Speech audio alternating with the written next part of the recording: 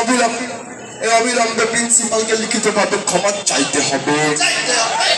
অবিলম্বে প্রিন্সিপালকে লিখিতভাবে ক্ষমা চাইতে হবে। এই দাবিতে আন্দোলন চলছে, চলছে।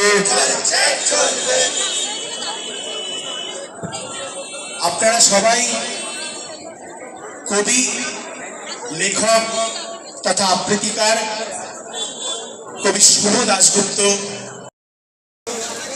লেখক, কবি এবং আবৃত্তিকার, তার বিখ্যাত কবিতাগুলোর এবং তিনিও বসে থাকতে পারেননি।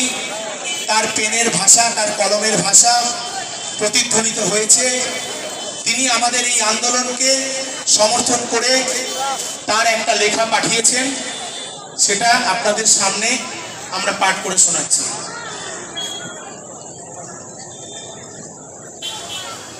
উনি বলেছেন, সম্প্রতি আরজিকর হাসপাতালে এক তরুণী চিকিৎসকের মর্মান্তিক হত্যা